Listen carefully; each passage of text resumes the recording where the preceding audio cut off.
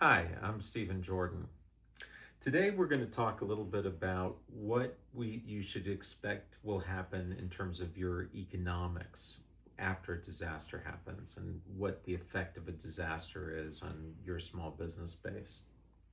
So as you can imagine, before a disaster hits, we've got, what we'd call blue skies or normal operating conditions. And hopefully your business base is growing before then. Though, of course, within the normal operating standpoint, there are always neighborhoods that are going up and neighborhoods that are going down. There's always a little bit of churn, right? So you have to separate out what is normal churn versus what can happen when a disaster does hit. There have been multiple studies that suggest that when you have a major disaster like the Eaton fire or the Palisades fire in California, Hurricane Helene, or one of those kinds of massive events, you can get up to 40% of your small business community closing, either permanently or temporarily, in kind of that immediate time frame. This is why a number of communities have started to really think through how to institutionalize small business relief grants and small business emergency funds, things like that. And the reason why you want to think about them as grants is because usually when you've got this kind of closures, the neighborhoods themselves are also pretty much closed or evacuated and the people have taken off. What happens here is that you're really just basically trying to help the small businesses make payroll, help them to make sure that their people are coming back and that they're able to actually really pick up the pieces from what has happened. So, and the reason this is critical is because most small businesses have only about 30 days, about basically a month and a half of funds, of cash flow on hand usually. Now, the after that kind of initial phase when everyone is flat, a very interesting phenomenon happens. People say that it's actually relatively easy for small businesses to reopen.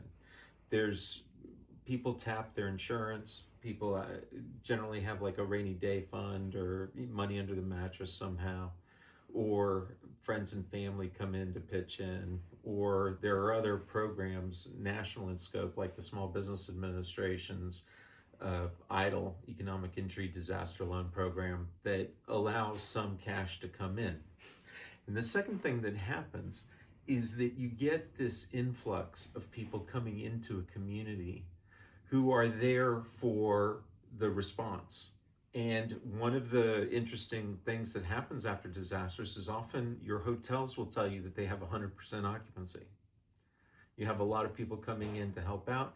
You've got nonprofit organizations, you've got federal workers, you've got people from different specialties that are coming in.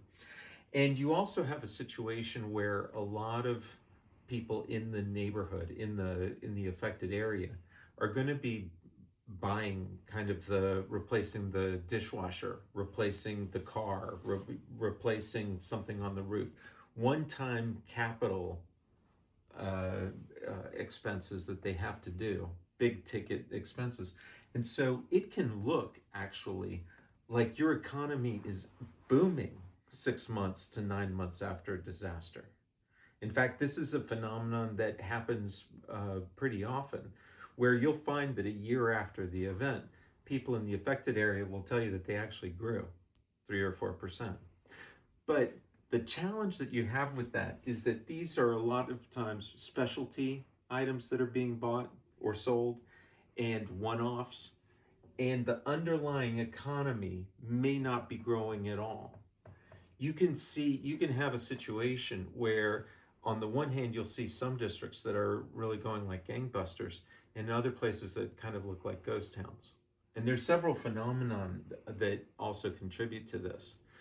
You'll see sometimes entire malls where almost every shop in that strip mall, in that street mall, will be closed because each of them has a different lender. Each one gets denied by a different set of people, and there's no kind of way for your individual lending relationship, you know, to have visibility about the overall impact on the entire community.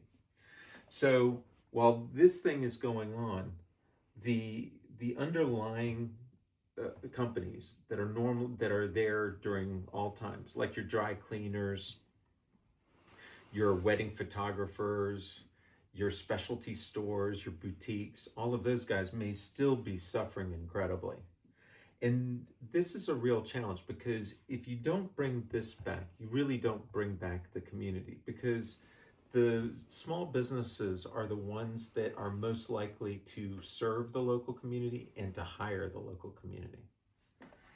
And of course, what also happens is that you get this downward curve once all of these one-time big ticket purchases have been made, and the federal funding or state funding or emergency funding starts to dry out. And then you will sometimes see what we call a second shakeout. And it depends on the severity of the disaster, of course. Could be 9 months, could be a year and a half before this happens. But you'll see this thing where the underlying economy really hasn't recovered. Your disaster economy or relief economy is tapering off. And you have to think through like a second round potentially of grants or loans, what you'd call, and if these are relief grants or relief loans, think about these as recovery grants or recovery loans.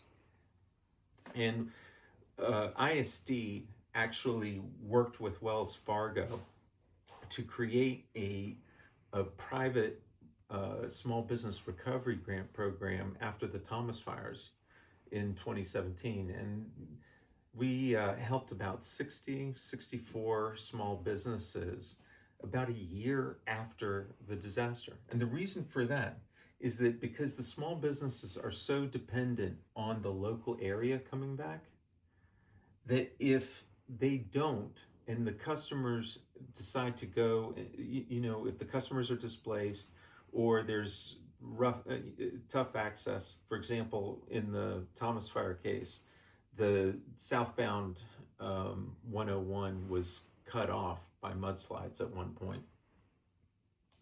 You still need to be able to help tide some of these people over for maybe another month or 2 or 3, depending, until the rest of the community catches up.